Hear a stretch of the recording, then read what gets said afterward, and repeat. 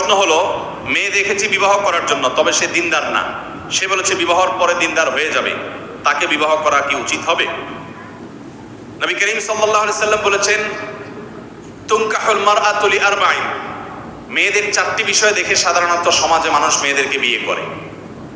তাদের সৌন্দর্য, রূপ, লাবণ্য দেখে মানুষ বিয়ে করে, তাদের বংশমর্যাদা দেখে, দাপট প্রভাব দেখে মানুষ বিয়ে করে, মেয়ের পয়সাপাতি আছে, বাবার টাকা পয়সা আছে, জমি জমা আছে, সেগুলো দেখে মানুষ বিয়ে করে। এক একজন এক একটা দেখে বিয়ে করে। কিন্তু তোমরা বিয়ে করবে সব সময় দিনদারি দেখে, কোন মেয়ে আল্লাহর সাথে কত বেশি কানেক্টেড, সে আল্লাহকে কতটা চেনে, সে কতটা হালাল হারাম মেনটেন করে, সে কোরআন হাদিসের কতটা অনুসরণ করে, এটা দেখে তোমরা সেরকম ভালো মুত্তাকি পরহেজগার মানুষ দেখে বিয়ে করবে। যদি এরকম কোনো মানুষ জীবন সঙ্গী হিসাবে পেয়ে যাও, তো তোমার জীবনটা জীবন্ত জান্নাত হয়ে যাবে। ও খায়রু মাতাঈদ দুনিয়া আল মারআতুস সালিহা, সৎ জীবন সঙ্গী সঙ্গিনী যদি কেউ পেয়ে যায়, তার জীবনটা যত উপভোগ্য হয়। আল্লাহর জমিনে অনেক সম্পদ, অঢেল সম্পত্তি, অনেক প্রভাব প্রতিপত্তি পাওয়া মানুষগুলো তাদের জীবন সঙ্গী সঙ্গিনী যদি দিনদার না হয়, আল্লাহ ভীরু না হয়, তারা কখনো সেরকম তৃপ্তি বা স্বাদ পেতে পারে। অতএব ইমানদার সবসময় দিনদারিতাকে দেখে বিয়ে শাদী করবে। নবী সাল্লাল্লাহু আলাইহি ওয়াসাল্লাম বলেছেন, ফাজফার বিজাতিদ দ্বীন, অতএব দিনদার জীবন সঙ্গী দেখে তুমি বিয়ে করবে, তাকে নির্বাচন করবে। বিধায় আপনি দিনদার মেয়ে দেখে বিয়ে করবেন, মেয়েরা দিনদার ছেলে দেখে বিয়ে করবেন। এখন মুশকিল হলো, বিয়ের সময় অনেক কথাই শোনা যায়। ছেলেরা কোনো মেয়েকে বিয়ে করতে গেলে মেয়ে পক্ষ বা মেয়ে বলে, হ্যাঁ দিনদার হয়ে যাবে, নামাজ পড়ে না কিন্তু আপনি পড়াই নেবেন, শুনবে, অসুবিধা নেই। পর্দা করে না কিন্তু আপনি বিয়ে করেন, বিয়ের পরে সে পর্দা করবে, কথা শুনবে।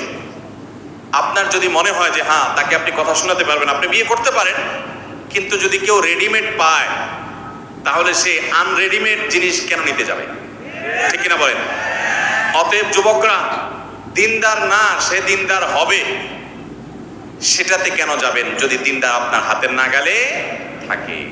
আল্লাহ তাআলা আমাদেরকে দিনদার জীবন সঙ্গী সঙ্গিনী গ্রহণ করার তৌফিক দান করুন। যে আল্লাহকে ভয় করে, তার সাথে আপনার জীবন যাপন হবে উপভোগ্য। আর যার অন্তরে আল্লাহর ভয় নাই, তার সাথে আপনার জীবন যাপন কখনো উপভোগ্য হতে পারে। বিধায় আল্লাহ ভীরু জীবন সঙ্গী সঙ্গিনী আমরা তালাশ করবো ইনশাআল্লাহ। এরপর প্রশ্ন হলো, বিবাহের উপযুক্ত বয়স হয়েছে, তবে ভালো কর্ম না থাকা বিবাহ করতে পারছি না, করণীয় কি? কারোর যদি বিয়ের বয়স হয় কিন্তু বিয়ে করার মতো আর্থিক সঙ্গতি না থাকে, তো নবী আলাইহিস সালাম তার জন্য নির্দেশ করেছেন, মান ইসতাতাআ মিনকুম, ইয়া মা'আশারাশ শাবাব, তিনি বলেছেন, হে যুবকেরা, হে তরুণরা, মান ইসতাতাআ মিনকুমুল বাআতা ফালইয়াতাযাওয়াজ, তোমাদের মধ্যে যে ব্যক্তি বিয়ে করে স্ত্রীর ভরণ পোষণ দেওয়ার ক্ষমতা রাখে, বিয়ে করার সক্ষমতা যারা আছে, মোহর দেওয়ার সক্ষমতা যারা আছে, সে যেন বিয়ে করে, দেরি যেন না করে। অমাল্লাম ইয়াস্তাতি, আর যার এই ক্ষমতা নাই, ফালাইহি বিসসাওম ফাইন্নাহু লাহু উইজা, সে যেন রোজা রাখে। রোজা বেশি বেশি নফল রোজা রাখলে তার চরিত্রকে সে হেফাজত করতে পারবে। এই জন্য একজন যুবক তরুণ, তার পয়সা কড়ি হয়নি, এখনো বিবাহ করার মতো সামর্থ্য হয়নি, কিন্তু বিয়ে করা প্রয়োজন। নিজের চরিত্রকে হেফাজতের জন্য তিনি রোজা রাখবেন, গুনাহ থেকে বাঁচার চেষ্টা করবেন, আর উপার্জন করার চেষ্টা করবেন। এখন কত হলো, বিয়ের জন্য কতটুকু ক্ষমতা দরকার? আমাদের সমাজে আজকাল লক্ষ লক্ষ টাকার মালিক না হলে মা বাপরা বিয়ে করায় না। মুরব্বীরা, মা চাচিরা ছেলেদেরকে বিয়ে দেয় না, বলে যে নিজের পায়ে দাঁড়াও। ছেলেরা কি নিজের পায়ে দাঁড়ানো না আরেকজনের পায়ে দাঁড়ানো? সব নিজের পায়ে দাঁড়ানো না? তাহলে আবার নিজের পায়ে দাঁড়ানো মানে কি? এর মানে হলো লাখ লাখ টাকা কামাও, কোটি কোটি টাকা কামাও। মনে রাখবেন, দাম্পত্য জীবনে টাকা কখনো সুখ দিতে পারে। যে সমস্ত 60-70 বছরের চাচারা, মুরব্বীরা, বাবারা স্টেজে আছেন বা প্যান্ডেলে আছেন, ওনারা ওনাদের স্ত্রীকে সারা বছরে একটা শাড়িও কিনে দিতে পারেন নাই অনেকে। আপনারা আজকাল তরুণরা ঘন ঘন স্ত্রীর জন্য যে বাদাম বোট কিনে নিয়ে যান, চাইনিজে নিয়ে নিয়ে খাওয়ান, শাড়ি, 3 পিস একটার পরে 2টা 4টা দেন, অনেক কিছু দেন। এরপরও আপনাদের দাম্পত্য জীবনে স্বামী স্ত্রীর মধ্যে এত ভালোবাসা আর বোঝাপড়া এত ভালো নাই, ওই চাচা মিয়াদের, চাচিদের সাথে সম্পর্ক যত ভালো ছিল। আপনাদের ভালোবাসাগুলো বেশিরভাগই হলো তরুণদের আজকালকার ভালোবাসা, বৈবাহিক ভালোবাসার কথা আমি বলছি, বৈধ ভালোবাসা, এগুলো বেশিরভাগই হলো মেড ইন চায়নার মতো।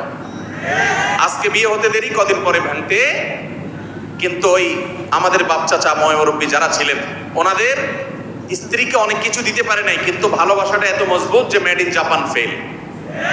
বিধায় মনে রাখবেন, যে সমস্ত মুরব্বীরা মনে করছেন এক বস্তা টাকা কামাই করার পরে ছেলে বিয়ে করলে বোধহয় অনেক সুখী হবে, তারা ভুলের এবং বোকার স্বর্গে বাস করছেন। আপনার ছেলে যদি দিনদার হয়, একটা দিনদার মেয়ে যদি তার জন্য আপনি আনতে পারেন, ধার্মিক মেয়ে যদি আনতে পারেন, তাদের উপার্জন যদি অল্প স্বল্প হয়, এই ছেলেটা কোনো রকম স্ত্রীর মহরের টাকা পরিশোধ করার পর স্ত্রীকে ডাল ভাত খাওয়ার মতো কোনো ব্যবস্থা যদি সে করতে পারে, তাহলে তাকে বিয়ে দেওয়াটা মুরব্বীদের উপরে, বাপমার উপরে অবশ্য কর্তব্য হয়ে যায়।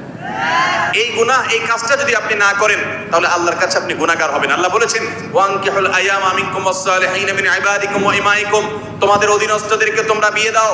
মুরব্বীদেরকে আল্লাহ নির্দেশ করছেন, ইয়াকুনু ফুকারা, তাদের যদি একটু টাকা পয়সার টানাটানিও থাকে, ইউগনিহিমুল্লাহু মিন ফাদলিহি, আল্লাহ তাআলা সে অভাব দূর করে দিবেন।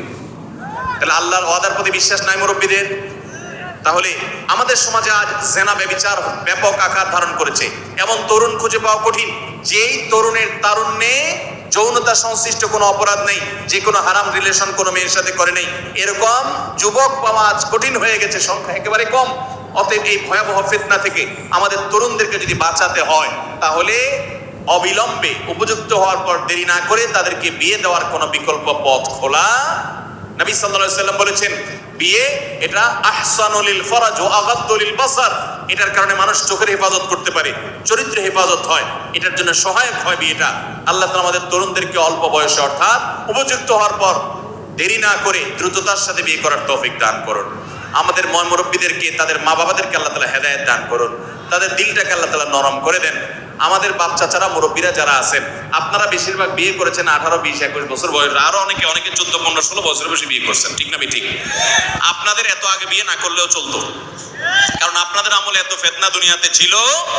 এখন তরুণদের সামনে হাজারো ফিতনা, বিনোদনের নামে যৌনতা, বিলবোর্ডের নামে যৌনতা, খেলার নামে যৌনতা, শিক্ষার নামে যৌনতা, সর্বত্র যৌনতার এমন ছড়াছড়ি যে তরুণরা নিজেদেরকে নিয়ন্ত্রণ করতে পারছে।